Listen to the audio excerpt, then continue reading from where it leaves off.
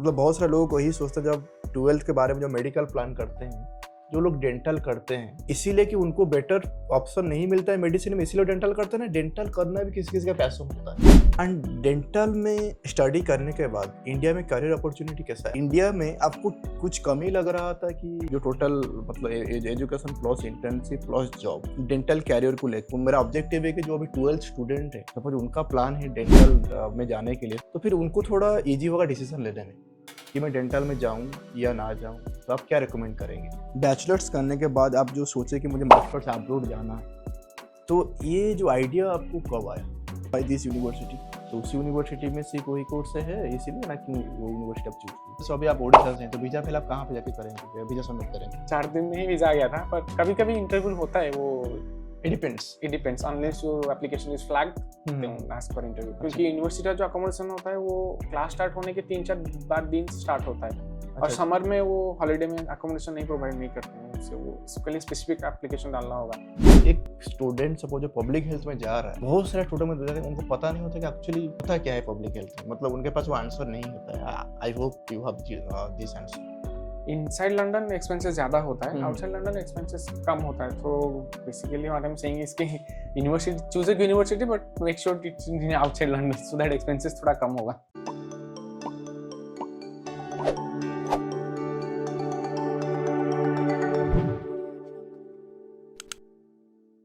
Hello friends, so welcome to Kalinga Euro Alumni Podcast. So today we have a special guest, Dr. Subhendu.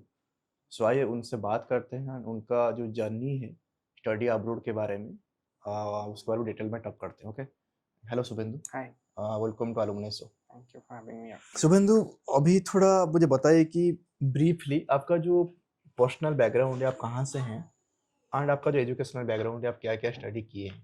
So basically मैं जाजपुर से हूँ। After the 10th 12th Cuttack में हुआ है, और उसके बाद मेरा बैचलर्स हाईटेक डेंटल कॉलेज में हुआ है।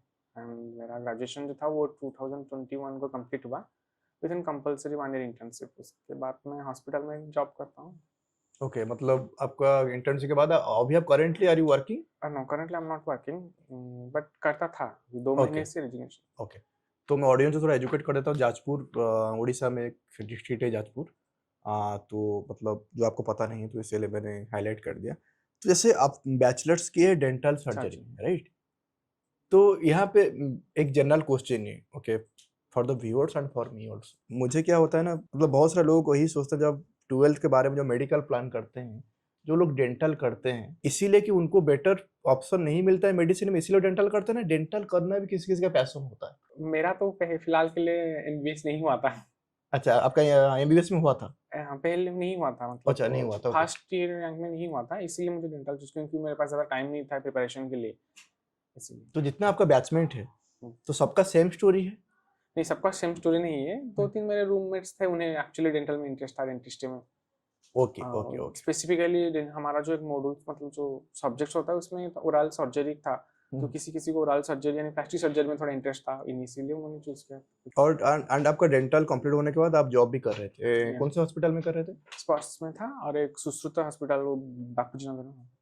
ओके, एंड डेंटल में स्टडी करने के बाद इंडिया में करियर अपॉर्चुनिटी कैसा है? आप खुद पढ़ाई किए हैं एंड उसके बाद 2 साल आप काम भी किए हैं, तो वहाँ पे करियर अपॉर्चुनिटी कैसा है, कैसे आप देखते हैं? डिग्री कंप्लीट होने के बाद एक तो इंटर्नशिप होता है कॉलेज का, उसका इंटर्नशिप खत्म होने के बाद या मतलब मेडिकल ऑफिसर किसी हॉस्पिटल में रह सकते हैं, या फिर पीजी के लिए अप्लाई कर सकते हैं। आई मीन पीजी में बहुत सारे मॉड्यूल्स होते हैं, जैसे oral maxillofacial surgery, community dentistry, oral pathology, और ओरल सर्जरी में तो हम यू कैन लाइक सर्जन, इसीलिए। और कम्युनिटी डेंटिस्ट में जैसे पब्लिक हेल्थ होता है, पब्लिक डेंटिस्ट, ऐसा बहुत सारे होता है रिसर्च के लिए। तो मतलब अच्छा करियर अपॉर्चुनिटी है। मैं बात कर रहा हूँ इंडिया में। हाँ, इंडिया में अपॉर्चुनिटी है, बट ज़्यादा नहीं है। अच्छा, ज़्यादा कहाँ पे, मतलब अब्रॉड में है? अब्रॉड में, लेकिन यूके, यूएस और ऑस्ट्रेलिया ऐसी कंट्रीज में। डेंटल सर्जरी करने के बाद जैसे आप बहुत सारे ऑप्शंस बताए, राइट? कुछ लोग मतलब आज डेंटल डॉक्टर रहते हैं, कुछ लोग अब जैसे बोले पब्लिक हेल्थ में चले जाते हैं, कुछ लोग डिफरेंट डिफरेंट में चले जाते हैं। इसमें इंडिया में आपको कुछ कमी लग रहा था कि हमारे एजुकेशन में, या कुछ जो टोटल मतलब education plus internship plus job dental career को लेके, मतलब ये मैं क्वेश्चन पूछ रहा हूँ। मेरा ऑब्जेक्टिव है कि जो अभी 12th स्टूडेंट है, सपोज ये हमारा पॉडकास्ट देखेंगे, ओके, सपोज उनका प्लान है डेंटल में जाने के लिए, सपोज उनका प्लान है, तो फिर उनको थोड़ा ईज़ी होगा डिसीज़न लेने में कि मैं डेंटल में जाऊँ या ना जाऊँ। तो आप क्या रिकमेंड करेंगे इसके रिगार्ड? डेंटल में अभी कुछ जो हमारा एजुकेशन सिस्टम है एंड हमारा अभी जो करंट सिलेबस एंड एवरीथिंग जो है, सो इसमें कुछ कमी है डू यू थिंक, या ना सब कुछ सही है, वो चुकाना चाहिए? नहीं, अभी तो कुछ कमी नहीं है, क्योंकि अभी बहुत 2-3 और डेंटल कॉलेज भी उड़ीसा में खुलने वाले हैं हुँ, विथ पीजी सीट्स एंड वो जो बैचलर सीट और पीजी यूजी दोनों का सीट भी खुलेगा। हुँ, अभी तो गवर्नमेंट ने मतलब गवर्नमेंट पोस्टिंग भी देना भी शुरू कर दिया। मतलब पहले वो गवर्नमेंट पोस्टिंग देते थे, बस ज़्यादा सीट्स नहीं थे, हुँ। पर अभी तो बहुत ज़्यादा सीट अवेलेबल हो गए हैं थोड़ा। तो अभी भी कोई बच्चा 12th के बाद डेंटल करियर कर रहा है तो आप उनको रिकमेंड नहीं, करेंगे, उसमें कोई प्रॉब्लम नहीं नहीं उसमें कोई प्रॉब्लम नहीं, अभी तो कोई प्रॉब्लम नहीं है। है? ओके। तो अभी आप मेन टॉपिक पे आते हैं। बैचलर्स करने के बाद आप जो सोचे कि मुझे मास्टर्स अब्रॉड जाना है, तो ये जो आइडिया आपको कब आया और कैसे आया कि नहीं मुझे मास्टर्स विदेश में या यूके में मुझे जाकर मास्टर्स करना है? तो ऐसा तो कुछ अचानक नहीं आया होगा, तो मैं थोड़ा एग्जांपल दे देता हूँ। सपोज जैसे कुछ-कुछ स्टूडेंट्स क्या होते हैं कि उनका पहले से ही मतलब एक रहता है विश नहीं मुझे विदेश जाके पढ़ाई करना है। कभी-कभी क्या होता है कि आप थ्रू आउट योर स्टडी आपको पता चलता है कि आपका कोई कॉलीग, आपका कोई क्लासमेट जाके पढ़ाई कर रहा है उसके थ्रू। तो आपका कहाँ से आइडिया आया? फाइनल ईयर में जब हमारा इंटर्नशिप हो रहा था कम्युनिटी में डेंटिस्ट, हमारा एक मॉड्यूल होता है ना कम्युनिटी डेंटिस्ट, और हुँ, हमारा फाइनल में क्या होता है कि सबको एक एक महीना 45 डेज के लिए हर एक डिपार्टमेंट इंटर्नशिप करना होता है। मैं तो वैसे भी पीजी के लिए सोच ही रहा था, पर तो उसके बाद में सच मतलब हमारा जो प्रोफेसर है उन्होंने एक्चुअली यूके से पब्लिक हेल्थ किया है। मैं उनसे बात किया, फिर उन्होंने बोला कि you can go for like public health और हेल्थ इन्फॉर्मेटिक्स दोनों ही मॉड्यूल्स थे। तो फिर उन्होंने बोला कि पब्लिक हेल्थ में थोड़ा बोला कि पब्लिक हेल्थ में थोड़ा अपॉर्चुनिटी ज़्यादा है, क्योंकि कम्युनिटी में क्या होता है कि वो रिसर्च प्रोग्राम ज़्यादा होते हैं, हुँ। और एनजीओ, डब्ल्यूएचओ, यूएन इसमें बहुत सारे पोस्ट्स आते हैं, और इनका बहुत सारा रिसर्च प्रोग्राम भी होता है कम्युनिटी में, तो इसीलिए कम्युनिटी में जाना से अच्छा होता है। तो इसलिए इसलिए आप यूके पब्लिक चूज़ में किए। नहीं, यूके चूज करने का डिफरेंस ये था कि वो जहाँ कोर्स है वो इंडिया में 2 साल का है, और एक्स्ट्रा 6 मंथ थेसिस वगैरह के लिए चले हुँ, हुँ, जाते हैं, हुँ। पर यूके में वो 1 साल का है और थेसिस भी नहीं है, समथिंग रिसर्च पेपर है, बट थेसिस आपको लिखना नहीं पड़ेगा। तो इसीलिए आप इसीलिए यूके चूज़ किए या क्योंकि क्योंकि टाइम का। ड्यूरेशन शॉर्ट है, एक एक साल का है। लेकिन क्वालिटी में कोई कॉम्प्रोमाइज़ नहीं होगा वहाँ पे नहीं, ड्यूरेशन। वहाँ पे तो ज़्यादा अच्छा मॉड्यूल्स हैं, मतलब 6-7 मॉड्यूल्स तो वहाँ पे हर एक प्रोग्राम में है। मतलब ओके। जितनी भी यूनिवर्सिटी मैंने देखे उनमें से 6-7 प्रोग्राम है। पर मेरा भी दोस्त एक वो भी मतलब इंडिया में कर रहा है पब्लिक हेल्थ, हुँ। उसमें ज़्यादा मॉड्यूल्स नहीं है, उसका क्लासेस भी ज़्यादा नहीं होता है। ओके, तो यूके चूज़ करने का हम ऐसे कंसीडर कर सकते हैं वन रीज़न कि जो कोर्स ड्यूरेशन है शॉर्ट है, तो उसके अलावा और कोई रीज़न मतलब जो एजुकेशन मॉड्यूल से इट्स मॉड्यूल्स गुड, ज़्यादा है वहाँ पे, आई मीन ज़्यादा है? कम्युनिकेबल डिजीज और sorry research paper, global health economics, बहुत सारे मॉड्यूल्स एक्चुअली। तो ये 2 पॉइंट के लिए आप यूके चूज़ किए, right? Okay. UK and abroad basically. ना ना आप भी और कुछ रिसर्च किए थे, नहीं मुझे यूके के छोड़ के ऑस्ट्रेलिया जा सकता हूँ, यूएसए जा सकता हूँ, ऐसा कुछ रिसर्च किए थे ना आप शुरू से ही यूएस, इंक्लाइंड थे? यूके, यूएस, कनाडा ये तो तीनों ही थे। हुँ, यूएस तो बहुत ज़्यादा एक्सपेंसिव हो रहा है अभी भी, और ओके। वीज़ा मिलना भी बहुत मुश्किल हो रहा है। और कनाडा में सिचुएशन थोड़ा अच्छा नहीं है, क्योंकि मेरा एक दोस्त वो कनाडा में एमएच मतलब हेल्थ इन्फॉर्मेटिक्स से मास्टर्स कर रहा है, वो बोल रहा है थोड़ा सिचुएशन अच्छा नहीं है, इसलिए यूके प्रेफरेबल था। इसलिए यूके प्रेफर, ओके। तो we can consider 3 points. Yeah. UK is cheaper than compared to USA and Canada के से, and टू सेकंड इज आपका कोर्स ड्यूरेशन शॉर्ट है, एंड थर्ड इज मॉड्यूल अच्छा है, राइट? अभी हाँ, आप कलिंग एयर के साथ कैसे कनेक्ट हुए? जब आप मतलब डिसाइड किया अब्रॉड जाएंगे, तो आप कलिंग एयर के साथ कैसे कनेक्ट हुए? उसका पीछे स्टोरी क्या है? गूगल सर्च, अच्छा, आप गूगल सर्च किया, आपको कलिंग एयर दिख गया, तो आप आए, कम्युनिकेट किए। या फिर मैंने उन्हें कॉल किया और उनसे काउंसलर से बात की, फिर उन्होंने मुझे बताया कि कौन से स्टेप प्रोग्रेस, और मेहनत पे तो मतलब जाने का जो प्रोसेसिंग है वो मैंने लास्ट ईयर 2024 से शुरू किया था, ओके। पर मैं कलिंग से 2023 से बात किया हूँ जाने की, क्योंकि मेरा तब जाने का मतलब तो ये था, बट उस वक्त कुछ प्रिपरेशन नहीं हुए थे, ना ही डॉक्यूमेंट सारे सही नहीं थे, ट्रांसक्रिप्ट वगैरह ये सब भी नहीं थे, पर स्टिल मैंने उनसे उसी मतलब 2 साल से बात कर रहा हूँ कलिंग से जाने अच्छा, की। वो तो कांस्टेंट कम्युनिकेशन हाँ, चल रहा है। कंसल्टेंट चल। ओके। अभी आप जो यूनिवर्सिटी चूज किए, आपका जो यूनिवर्सिटी है, तो उस यूनिवर्सिटी क्यों, व्हाई दिस यूनिवर्सिटी?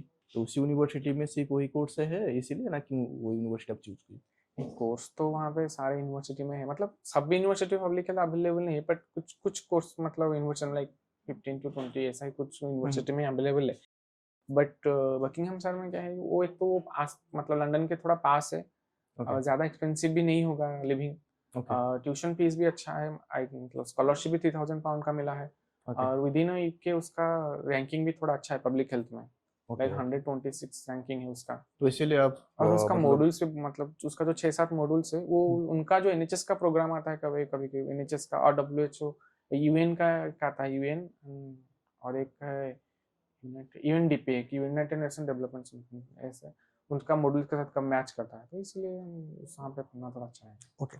और आपका ट्यूशन फी कितना है? ट्यूशन फी तो 15,550 पाउंड था तो स्कॉलरशिप 3,000 का मिला था उसके बाद 12,550 था। मतलब आपका ट्यूशन मतलब आप ऑलरेडी पे कर चुके या हैं? हाँ मैंने ट्यूशन फी सारा पेमेंट कर दिया और एक प्लस पॉइंट है कि जो full amount tuition fee payment करने पे 500 पाउंड का फी वगैरह होता है। तो ये जो ट्यूशन फी आप मतलब ये आपका सेविंग्स है या आप कुछ लोन लिए थे या कैसे आप पे की मतलब कैसे फाइनेंस प्लान की? ट्यूशन फी तो मेरे घर मतलब पेरेंट्स ने पेमेंट किए हैं अच्छा you parents. Can take education loan. Okay okay okay great great. तो देखिए जो जब हम विदेश जाते हैं जो कोई भी स्टूडेंट विदेश प्लान करते हैं अब्रॉड के लिए उनके पास पहला हर्डल्स होता है admission letter right. Second hurdles होता है वीज़ा। जैसे अभी के हम बात के हम ये बता सकते हैं कि आपका यूनिवर्सिटी चूज हो गया यूनिवर्सिटी आपको एडमिशन भी मिल गया। जब आपको पहली बार एडमिशन मिला था तो आपका जो एक्साइटमेंट आया था ना एक नॉर्मल था? नहीं वो तो रिलीफ हो गया था आई मीन वहाँ पे एडमिशन मिलना थोड़ा मुश्किल होता है बहुत सारे डॉक्यूमेंट्स लगते हैं इसीलिए और वो और एसओपी जो स्टेटमेंट पर्पस वो भी अच्छा लिखना होता है तो वो मतलब कलिंगा ऑफर जो लेटर टीम मिला तो उसमें आपको असिस्ट कर रहे थे थ्रू वो एप्लीकेशन कर प्रोसेस? या वो तो पूरा एप्लीकेशन प्रोसेस का मेरा असिस्ट कर रहे थे मुझे वो स्पेसिफिकली राकेश सर तो मेरे काउंसलर थे वहाँ। Okay okay. उन्होंने तो हर वक्त मतलब हर एक डिटेल्स मुझे बताया और जो भी डॉक्यूमेंट चाहिए अगर कुछ मिस हो गया तो वो भी देखे थे और पूरा हर दिन वो 2 बार मेल चेक करते मुझे एटलीस्ट इन्फॉर्म कर रहे थे। और प्लसमेंट में जितनी बार भी कॉल आई mean I get through anxious अगर कुछ टाइम पे नहीं होता है मैं थोड़ा एंग्सियस हो जाता हूँ मैं 2-3 बार अगर कॉल करूँ तो वो कॉल का रिप्लाई भी देते हैं। Right right right. तो उसके बाद जैसे वीजा प्रोसेस तो यूके का वीजा प्रोसेस के बारे में थोड़ा आप हमारा मतलब ऑडियंस को एजुकेट करेंगे? यूके का वीजा प्रोसेस बेसिकली तो कॉलेज का मतलब जब आपका एडमिशन हो जाए और एक क्रेडिबिलिटी इंटरव्यू होता है मतलब कभी कभी कोई कोई यूनिवर्सिटी में होता है कोई कोई यूनिवर्सिटी में नहीं भी होता है। तो इंटरव्यू क्लियर करने के बाद वो आपको एक कैश मतलब confirmation of acceptance for studies वो एक डॉक्यूमेंट प्रोवाइड करते हैं उसमें आपका सारा जितनी भी फीस आपने पे किया है आपका जो मतलब जो भी डॉक्यूमेंट्स आपने पेमेंट प्रोवाइड किया है एडमिशन के प्रोसेस में आपका आइल्स का स्कोर आपका मतलब डिग्री का लेवल सब लिखा होता है। तो वो डॉक्यूमेंट मिलने के बाद और आपका 28 डेज मैच्योर फंड जो वीजा के लिए चाहिए होता है जैसे इनसाइड लंदन अराउंड 10,224 पाउंड्स और outside London something around 14,000 pounds चाहिए होता है। वो बैंक स्टेटमेंट देने के बाद जो आपको वो सब कुछ लेके डॉक्यूमेंट्स जो चाहिए 28 डेज मैच्योर फंड आपका एकेडमिक ट्रांसक्रिप्ट आपका आइल्स का स्कोर और cash letter university offer letter जो भी है उसे सब लेके वो वीजा फाइल करना होता है। फिर उसके बाद आपको जब जैसे बायोमेट्रिक हमारा जैसे अभी आप ओडिशा से हैं तो वीजा फिल आप कहाँ पे जाके करेंगे वीजा सबमिट करेंगे वीजा एप्लीकेशन? वीजा एप्लीकेशन आपको वीएपीएस में करना होगा जो कि उड़ीसा के नियरेस्ट तो कोलकाता में ही है। कोलकाता में। ओके तो कोलकाता में यूके का कॉन्सुलेट होगा? हाँ कोलकाता में जो वीएपीएस है वहाँ पे यूके उसका वो ब्रिटिश डेप्यूटी हाई कमीशन है एक्चुअली वहाँ पे यूके कॉन्सुलेट है। तो इनका जो प्रोसेस है आप जैसे आप बीएफएस में जाके एप्लीकेशन सबमिट कर दिया राइट। तो उसके बाद कुछ इंटरव्यू होता है वीजा इंटरव्यू होता है ना ऐसे डायरेक्ट वीजा दे देते हैं क्या तो मतलब आपके साथ क्या हुआ था? मेरे लिए तो कोई इंटरव्यू नहीं आया मतलब मेरा वीएपीएस का बायोमेट्रिक डेट था 8th को फिर 9th और 10th दोनों को छुट्टी था सैटरडे संडे उनका तो वीएपीएस बंद रहता है और मेरा 14th को वीजा आ गया था। मतलब आपका वीजा 3 दिन में आ गया? हाँ, ऐसे 3-4 ऐसे दिन मान में के चलेंगे? 4 दिन में ही वीजा आ गया था पर कभी कभी इंटरव्यू होता है वो it depends unless your application is flagged ask for interview. तो जैसे अभी जो बीएफएस में जो अपॉइंटमेंट का जो प्रोसेस सारा प्रोसेस करेंगे मतलब हाँ सारा प्रोसेस कर लेंगे तो उन्होंने सब कुछ डॉक्यूमेंट रेडी करके असिस्ट कर रहे थे तो इसका मतलब आप वीजा फाइल आज मतलब आप फ्राइडे में सबमिट किए तो Monday you got the visa 3 दिन में? 3 दिन में बहुत कम स्टूडेंट का वीजा आता है। वीजा कभी कभी स्टूडेंट का क्योंकि हम प्रोसेस करते हैं पता है कि मेरा बहुत सारे दोस्त भी जाएगा तो किसी किसी का 1 महीना लग जाता है किसी किसी का 1.5 महीना फाइल भी रहता है तो इसका मतलब आपका डॉक्यूमेंट में भी सही तरीके से हुआ होगा सो इसीलिए शायद आपका वो जो आपके जो काउंसलर वीजा के शिवांशा था उन्होंने पूरा प्रॉपर एक डॉक्यूमेंटेशन लिस्ट भेजा था जो जो डॉक्यूमेंट चाहिए और कैसे कैसे सबमिट करना है पूरा सब कुछ अगर ठीक होगा तो 4-5 दिन में वीजा आ जाता है विदाउट एनी इंटरव्यू। और आपका क्लासेस कब से स्टार्ट हो रहा है? सितंबर 25 को मेरा क्लास स्टार्ट 25 को। तो अभी प्लान क्या है? जाने के लिए जो भी सामान चाहिए वो सब पैक करना है और मेरा 3 सितंबर को तो फ्लाइट है यूके का। तो आप ये पहली बार अपलोड फ्लाई कर रहे हैं या मतलब पहले कभी फ्लाई नहीं किए अकेले? नहीं पहले कभी अकेले फ्लाई नहीं किया हूँ। तो ऐसा कुछ डर लग रहा है या एक्साइटमेंट है? थोड़ा एक्साइटमेंट लग रहा है कि वहाँ जाके क्या मतलब वो एक नया पूरा का पूरा कंट्री ही डिफरेंट है तो सारे आपका यूनिवर्सिटी आपको असिस्ट कर रहा है वहाँ पे अकोमोडेशन में हेल्प करने के लिए, अकोमोडेशन फाइंड आउट हाँ, करने के लिए? यूनिवर्सिटी की तरफ से अकोमोडेशन तो मिल जाता है कभी-कभी, पर मैं कलिंग मतलब आपके साथ से भी कलिंगुरु से भी थोड़ा हेल्प ले रहा हूँ अकोमोडेशन के लिए। अच्छा, क्योंकि यूनिवर्सिटी का जो अकोमोडेशन होता है वो क्लास स्टार्ट होने के 3-4 बाद दिन से स्टार्ट होता है। और अच्छा, अच्छा। समर में वो हॉलिडे में अकोमोडेशन नहीं प्रोवाइड नहीं करते हैं, उनसे वो इसके लिए स्पेसिफिक एप्लीकेशन डालना होगा। तो फॉर दैट मतलब अभी जाके वहाँ आपको यूनिवर्सिटी का अकोमोडेशन मिलने तक तो जो अकोमोडेशन चाहिए उसके लिए तो आपसे ही हेल्प लेना है। ओके, तो जैसे अभी आप अकाउंट फाइनलाइज़ किए, नहीं किए? Like it's under process? इस साउंड प्रोसेस। कोई दिक्कत नहीं, मैं आपको वहाँ पे कम्युनिटी है, रेट है हमारा जो वहाँ पे वो, जैसे आप ओडिशा से हैं, यूके में, लंदन में हमारा एक ओडिया बहुत स्ट्रॉन्ग कम्युनिटी है। तो उनके कम्युनिटी के साथ आपको मैं कनेक्ट करवा दूँगा, तो वो आपको अकोमोडेशन के लिए हेल्प भी कर सकते हैं। वहाँ पे बहुत सारे ओडिया हैं, तो उसका कुछ नाम है, ग्रुप का नाम मुझे पता नहीं, ओएसएम समथिंग ऐसा कुछ ग्रुप है। जो भी है मैं आपको कनेक्ट करवा दूँगा, एक बार उनका जो एडमिन वगैरह है, आप उनसे बात कीजिए, तो वो आपको डेफिनेटली हेल्प करेंगे रिगार्डिंग दिस। कि अभी तो main topic is public health में, एक्चुअली सपोज़ आप पब्लिक हेल्थ में मास्टर्स करने के बाद आपका जॉब रोल क्या होगा? इसके बारे में कुछ आइडिया है? पब्लिक हेल्थ में मास्टर्स करने के बाद मतलब इन इंडिया और इन यूके? मतलब आपका प्लान क्या है? आप बाहर काम करना चाहते हैं या आप इंडिया में काम करना चाहते हैं? आपका प्लान क्या है? और फिलहाल तो मीनव्हाइल प्लान है आपका, कि मतलब वो अब मास्टर्स के बाद वहाँ 2-3 साल काम करके फिर वापस इंडिया आना है। ओके, लेकिन आपका जो जॉब होगा, जैसे एग्ज़ाम्पल, जैसे डेंटल सर्जरी में आप, डेंटिस्ट या सर्जन मतलब हो सकता डेंटिस्ट है। का जो टीथ का प्रॉब्लम होता है, हम उसको सॉल्व करते हैं एज़ अ डॉक्टर, राइट? तो एक स्टूडेंट सपोज़ जो पब्लिक हेल्थ में जा रहा है, बहुत सारे स्टूडेंट में होता है, उनको पता नहीं होता कि एक्चुअली होता क्या है पब्लिक हेल्थ में, मतलब उनके पास वो आंसर नहीं होता है। आई hope you have this answer. Public health में वो तो डिफरेंट डिफरेंट मॉड्यूल्स रहता है, हुँ, डिफरेंट डिफरेंट उसके बेसिस पे वो सारा मतलब जो एपिडेमियोलॉजिस्ट होते हैं हुँ, उन वो मतलब लिखते हैं कि कौन से डिजीज के लिए क्या हो रहा है, मतलब ये स्प्रेड कैसे हो रहा है और किसके थ्रू स्प्रेड हो रहा है, इसको कैसे रोक सकते हैं। बेसिकली एपिडेमियोलॉजिस्ट वो इसी पे प्रोग्रेस हुँ, मतलब ज़्यादा फोकस करता है। फिर उनका जो हेल्थ इकोनॉमिक्स होता है वो देखते हैं कि कॉस्ट इफेक्टिवनेस मतलब कितने कम खर्चे में हो, मतलब ज़्यादा खर्चा नहीं हो, मतलब हुँ, चीप में कितना हो सकता है। या फिर थोड़ा उनका ग्लोबल हेल्थ भी रहता है, वो पूरा जो वो स्पेसिफिकली जो डब्ल्यूएचओ में काम करते हैं उनको लिए वो ग्लोबल हेल्थ बहुत होता है। तो वो देखते हैं कि पूरा डिफरेंट कंट्री में उनका हेल्थ केयर सिस्टम कैसा है, वो कैसे चला रहे हैं हेल्थ केयर, वहाँ पे क्या क्या डिजीज है, मतलब जैसे कि इंडिया और कुछ एशियन कंट्री में टीबी बहुत है, मतलब अभी जो मतलब बाकी एक यूरोपियन कंट्री और यूके का नहीं, उन्होंने ज़्यादा नहीं है, कम्युनिकेबल डिजीज ज़्यादा नहीं है क्योंकि हुँ, उन्हें पता है वो कैसे रहते हैं, मतलब जो यूज़ करना हो मेडिसिन वगैरह ये सब टीबी को प्रिवेंट करने के लिए। पर इंडिया में लोग ज़्यादा, अब मुझे तो नहीं पता था, मतलब जब तक मैंने मेडिसिन फर्स्ट थर्ड ईयर में जो मेडिसिन था उसकी इंटर्नशिप नहीं किया था तब तक मुझे पता भी नहीं था कि टीबी को मतलब प्रिवेंट करने के लिए टैबलेट भी उसे 1 महीने के लिए खाना भी होता है, 1 एचपी उसे कहते हैं, वो भी अच्छा। मुझे नहीं पता था।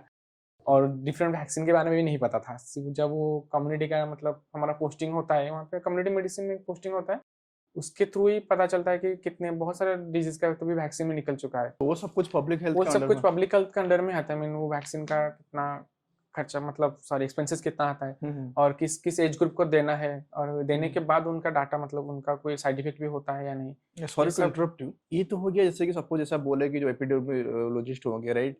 वो रिसर्च करेंगे इन्फेक्शन की, या वो लेकिन वो तो सर्वे वो तो करेंगे। पीएचडी में करेंगे ना?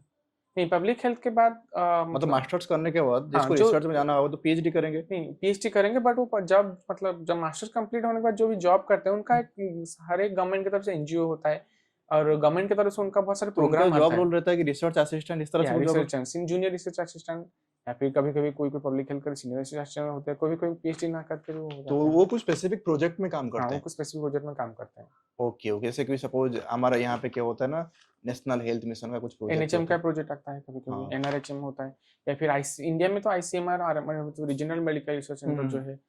और ऐसा हमारा दोस्त जो है वो एम्स में एक प्रोजेक्ट में अभी है, वो पूरा ऑल इंडिया प्रोजेक्ट में है एम्स में, okay, junior okay, okay. Researcher है अभी।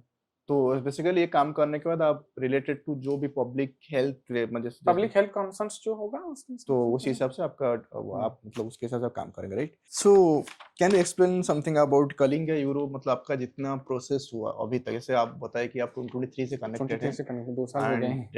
ये जो ये प्रोसेस के लिए आपको भी 1 साल लगा होगा ऑलमोस्ट। ऑलमोस्ट 1 साल वो सारे ऑक्सफोर्ड। एग्जाम्स क्लियर करके फिर डॉक्यूमेंटेशन रेडी करने में जो लेटर ऑफ रिकमेंडेशन होगा, एसओपी मतलब स्टेटमेंट ऑफ पर्पस हो गया, आप एप्लीकेशन ऐसे जो हुँ, बोलते हुँ, हैं, हुँ। वो सब कुछ लिखने में 1 साल लग गए हैं सब कुछ। ओके, तो उसमें आपका मतलब क्या एक्सपीरियंस है कलिंगा के साथ?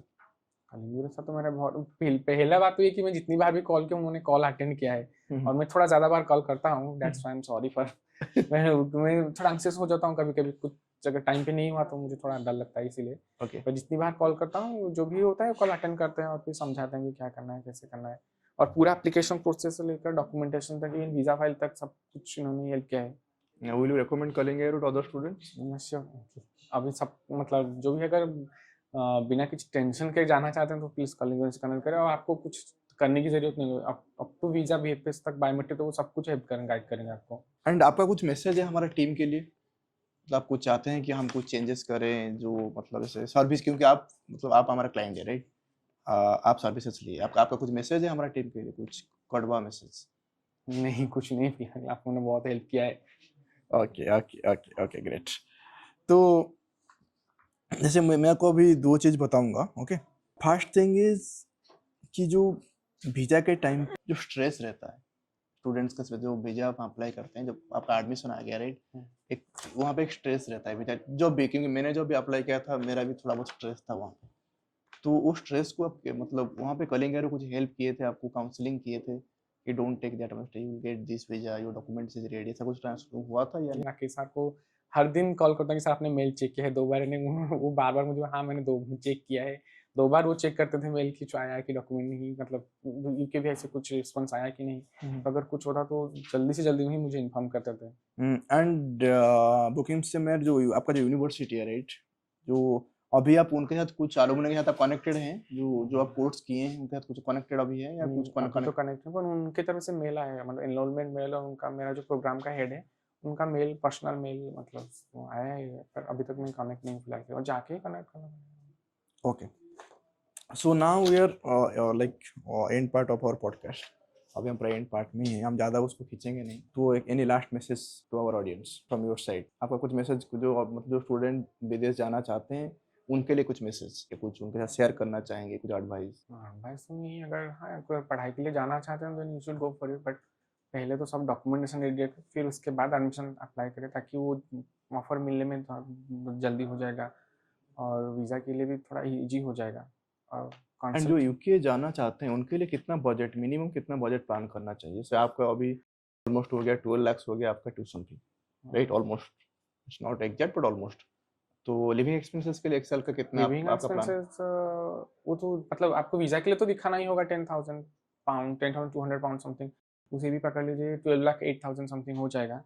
पर लिविंग तो वहाँ पे आपके ऊपर डिपेंड करता है, मतलब आप कैसे रहेंगे उसके ऊपर लिविंग है। कभी अगर शेयरिंग में लेंगे तो रेंट भी कम पड़ेगा और एक्सपेंसेस भी थोड़े कम होंगे, पर इनसाइड लंदन एक्सपेंसेस ज़्यादा होता है, आउटसाइड लंदन एक्सपेंसेस कम होता है। तो basically what I am saying is कि university, choose a university but make sure it's in outside London so that expenses थोड़ा कम होगा। Thank you doctor Shubhendu. So I hope you enjoy this conversation. I hope because I also enjoyed this conversation.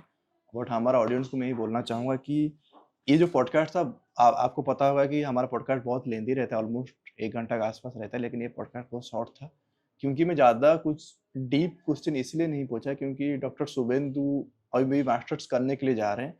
1 साल के बाद जब doctor Suvendu graduate हो जाएंगे तब उनके साथ एक डीप कन्वर्सेशन करने में मजा आएगा, क्योंकि वहाँ पे हम मास्टर्स पब्लिक हेल्थ का कंप्लीट सिलेबस को हम मतलब बीट बाय बीट एनालाइज कर सकते हैं राइट।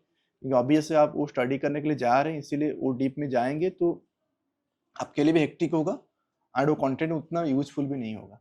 लेकिन ये अभी जो वीडियो हमारा है आपके लिए है, जैसे कि कोई डेंटल में अभी डेंटिस्ट है, क्योंकि बहुत सारे जो डेंटिस्ट होते हैं अगर वो चाहते हैं कि बाहर जाकर मतलब मास्टर्स करेंगे रिलेटेड टू वही डेंटल प्रोग्राम, नहीं तो पब्लिक हेल्थ में, नहीं तो कुछ हेल्थ मैनेजमेंट में भी, हेल्थ मैनेजमेंट या हेल्थ इन्फॉर्मेटिक्स, हाँ, दो तो तीन उसमें वो प्रोग्राम लोग है ट्राई जो जाते हैं। डेंटल से आता है। तो उसमें बहुत ज़्यादा अवेलेबल मतलब ज़्यादा बेनिफिट है जर्मनी, यूके, क्योंकि फॉरेन कंट्री में ज़्यादा है, तो इसीलिए मतलब doctor Subhend also like one example.